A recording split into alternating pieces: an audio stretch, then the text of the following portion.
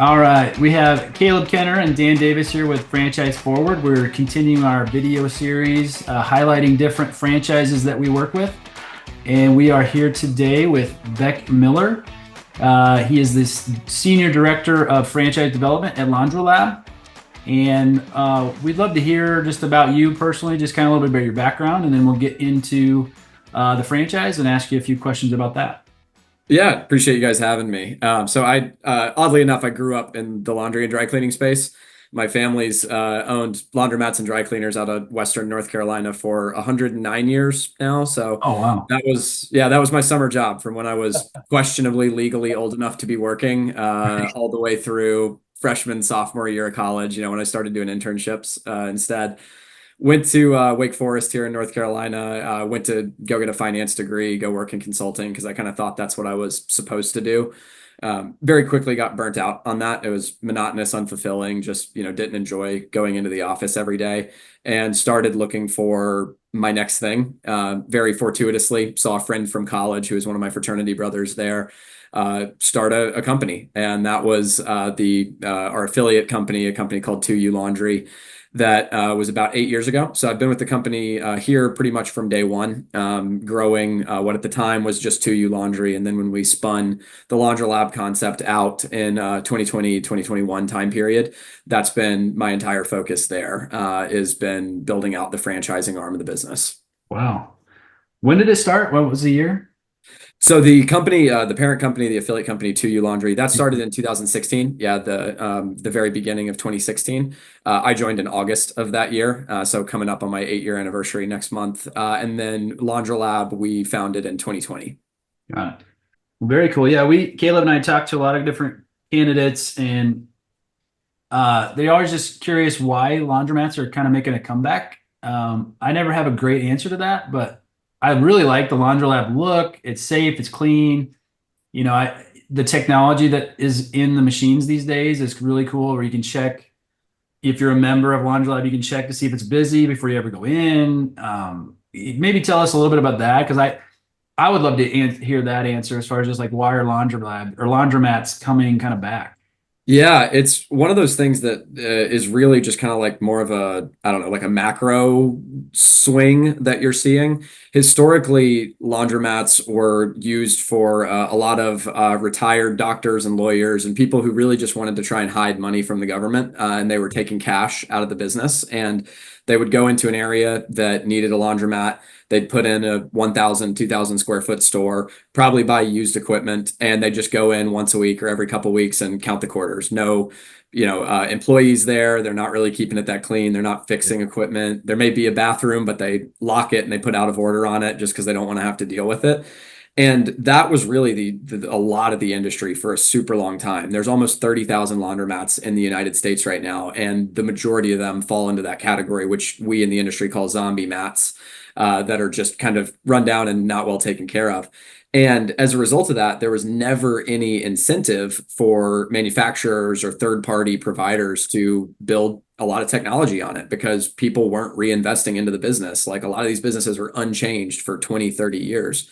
And Yeah. so you look at QSRs, right? A lot of these quick service restaurants have AI in the drive-throughs, and McDonald's is testing fully autonomous kitchens, and laundromats are excited that there's a loyalty card system. It's decades behind. Yeah. And so you're starting to see people realizing the opportunity there, that there is a lot of opportunity to come in with a customer focused approach, put more money into it, create a nice safe space where people feel proud to go to instead of embarrassed to admit that they have to go to. Sure. And you're going to see some consolidation, right? And I don't mean consolidation in the traditional like private equity sense of like one person's going to buy up all of them, but you may have 10 laundromats in a 3 mile space. You're going to have a couple nice 3, 4, 5,000 square foot stores come in, and 5 or 6 of those smaller laundromats are going to start to, they're not going to renew their lease. They're going to walk away from the business. Yeah. And that trend is one that's really exciting for us to kind of be on the forefront of.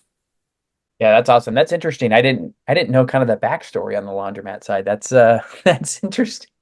Yeah, yeah. The average size, so there's right at 30,000. The average size laundromat is just under 2,000 square feet, according to Coin Laundry Association data. And the majority of those 20-year-old equipment. Like it's just a very antiquated space as a whole. Got Yeah. it. Yeah, and what's interesting too, like when Dan and I are talking to clients, one of the things that I'm starting to notice as I talk to them is they show interest in laundromats. Like they're doing research. They go, "Hey, this is a space that I think I can really kind of indulge myself, and so this is why I'm interested." So, and for me, kind of coming into this, my expertise is more in like home service, and so hearing people come and go, "No, laundromats." Like I have a friend that owned one, or hey, I've seen a couple YouTube videos or like Facebook, reels like, hey, of investors going, hey, you should get into the laundromat space and here's why. So I think I do think the branding for the category has expanded for sure. Yeah, yeah, there's a big push right now with a lot of these like finance influencers and stuff on the interest in boring businesses, right? Yeah. Getting into you make money doing the things that other people don't want to do, and laundry's not sexy. Laundry's not, every time I'm asked out at a bar or something like, oh, what do you do? I'm always, "Yeah, how much time do you have?" Because I could just tell you laundry, but that doesn't really explain it. Yeah. And so there's definitely a big trend in that right now, which is exciting because you're getting people who are willing to invest in the space and want to, these more sophisticated owners that know that they're need to come into something and put some dollars down and actually build a good business instead of people that are just trying to take shortcuts. Yeah. Yeah. No, I would love to hear a little bit about the 2U Laundry because that's the part we don't. I've mentioned it before. I know that's the parent company. That's how you guys started, and I think it's really cool. But I don't know all the details, so I'd love to hear more about that. And then I know Yeah. Ryan kind of mentioned that that's something that is going to be kind of a partnership with LaundroLab as far as kind of it's a differentiator in the space. So anything you can talk about that would be great. Yeah, absolutely. So yeah, 2U Laundry started basically as a technology-enabled middleman service. We would go do all the customer acquisition, handle the routing service, the communication with customers, customer care, um, do the logistics of getting the vans, hiring the drivers, that kind of stuff. And then we would work with local mom and pops to do the cleaning, and we would pay them to clean the clothes and then go deliver them back. And that was really kind of just a marketplace play at that point. Yeah. As we scaled, we realized how difficult it was to work with a lot of local mom and pops. And don't get me wrong, there are some phenomenal local operators that are really, really good at what they do. But again, just from a generalization standpoint, a lot of them aren't. And so you run into the issues that we talked about earlier. Like the stores are small, they have old equipment that's not very efficient, they don't want to hire an employee, whatever it is. And so you start to reach issues with scale there. And so we kind of viewed this launching of LaundroLab as a way to be mutually beneficial. It's creating a supply chain for the pickup and delivery service, which then brings additional revenue into the laundromat spaces. Laundromats are super weird. The industry, if you're a 20 to 30% utilization store, that's a phenomenal store. You are running a really, really good business. It's not like a lot of other businesses that you want to be really, really close to 100% because it's just not possible. You're going to do 45 to 50% of your revenue on Saturday and Sunday for the whole week. Yeah. And the other 5 days are going to be, notably lower. And so we were just thinking, how can we bring as much value to these laundromat locations as possible and having a pickup and delivery service that appeals to the total opposite customer base. So, self-service customers, they're going to be low income renters. They don't own a washer and dryer. Your pickup and delivery are going to be high income, typically dual income. They own a washer and dryer. They own their home, but they want to outsource 80 to 90% of it because of the time savings. So Yeah. if we can go appeal to them, drive the vans out 30 minutes, go to the suburbs, the affluent neighborhoods, and bring that laundry to the individual LaundroLab locations on Monday through Friday. They're then increasing their utilization on their down periods and getting more bang for their buck on the equipment, the real estate that they got, their labor that's already there, all those kinds of things.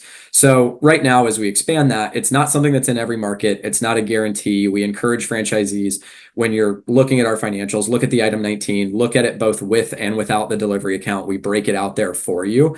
We Yeah. want this decision to be made on the core business, the four walls. But 2U Laundry, as we continue to expand it into more and more markets, is a really nice benefit that is a differentiator and is a value add. And it works very similarly to a DoorDash and a McDonald's. DoorDash is handling all of the marketing, the app, all those kinds of things. McDonald's is just making the burger. So in the 2U and LaundroLab relationship, 2U's taking you don't have to get vans, you don't have to get drivers, you don't have to do additional marketing, you don't have to deal with hundreds of customers. You have one customer and all you're doing is cleaning the clothes and getting paid a rate for it. Got it. So if Caleb and I are in Omaha, Nebraska, and if there's not a laundry lab here and we wanted to open one, is 2U Laundry also something we could buy, or is that all corporate owned, or how does that work as far as the partnership? Yeah, that's correct. Yeah, it's corporately owned and operated, and at this point is entirely separate, and is just kind of a layer on to the business in the markets that we're going into. It's our goal to be in every market where there is a LaundroLab. So whatever that may look like, whether it's a full launch where Charlotte, we have 4 LaundroLabs here. So we, on any given day, there's 20 vans from 2U Laundry that are on the road. It's a big market. Yeah, There's other markets that are smaller. Charleston, South Carolina, there's one store and there's one van there, and it's going and doing a lot of B2B type stuff. So the goal is to have it be in every market. But again, it's not something that's guaranteed, but it's something we're trying to work towards to speed up those launches, make them more effective, and get that additional revenue in. sure.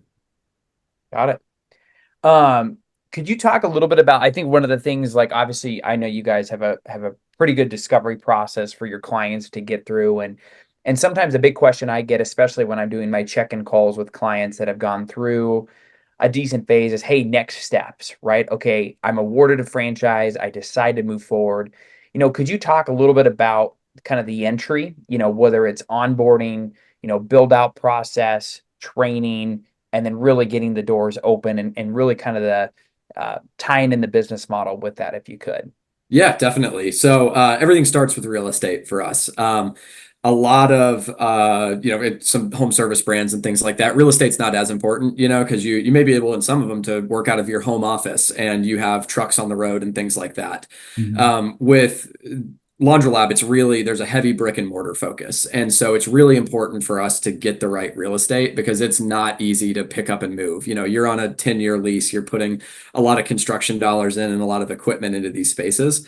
And so we have an in-house real estate team with lots of data behind what they do to understand the demographics of the spaces, concentration of multifamily units that don't have washers and dryers, concentration of complementary businesses, traffic patterns, you name it. So that's step one, is we go through a pretty in-depth real estate exercise within the qualified territories that we look for. After that, we'll go into our new store opening phase. So we have a site identified, a lease secured, or a purchase and a lease back, however it's structured. New store opening is going to involve everything from the design function. So architectural engineering designs, finalizing the equipment order, getting that mix in, and moving into permitting, supporting with permitting, and then going into construction. Construction's pretty standard. It's anywhere from 3 to 4 months right now, barring any big surprises once you break ground in there. And then at that point, we start to overlap a little bit with the marketing team and the operations team. Again, all in-house. We're not outsourcing you to third parties.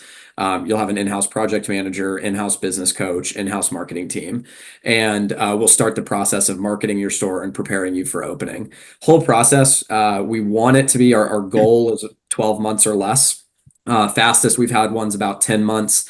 Depending on real estate, again, we don't want to rush a deal. So we're willing to be patient and give extensions to make sure that the right real estate's there. So there's no pressure to sign a lease in a spot that's not right.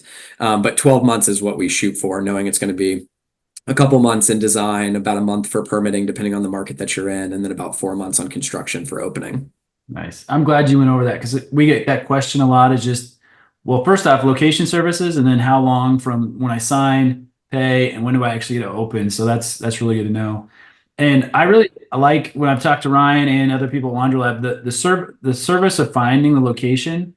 I like that you guys are very involved with that, and you don't just let people pick their own spot and say, "Hey, I think this would be good here." You guys are very involved where you need to be basically scoring that location to say, we know based off of what we have done in the past that this is going to do well, which I tell our candidates all the time, like that's so valuable just to have your experience guiding them to where to open, because that's huge. Location for this type of business, I imagine, is I mean, it's a big chunk of your success. Yeah, absolutely. I mean, you can, if you get the perfect location, you can make mistakes on marketing, you can make mistakes on operation, and you still have a good chance of success. If you don't get a perfect location, you're going to have to do everything else perfectly, and it still may be risky. Yeah. So, yeah, it really all starts there. And that's why we have that in-house team for it and a full real estate committee review that has to unanimously sign off on sites. We have a lot of confidence when we approve real estate. Yeah. Anything else from you, Caleb? I think that was a good overview. I mean, I'm good with that just to keep the video like at a decent length. No, I'm good. Other than maybe hot markets, I don't know if you guys like have any like great areas or areas of growth that you'd really like to inject LaundroLab in. I don't know. I may put you on the spot there, Beck, but I just was curious.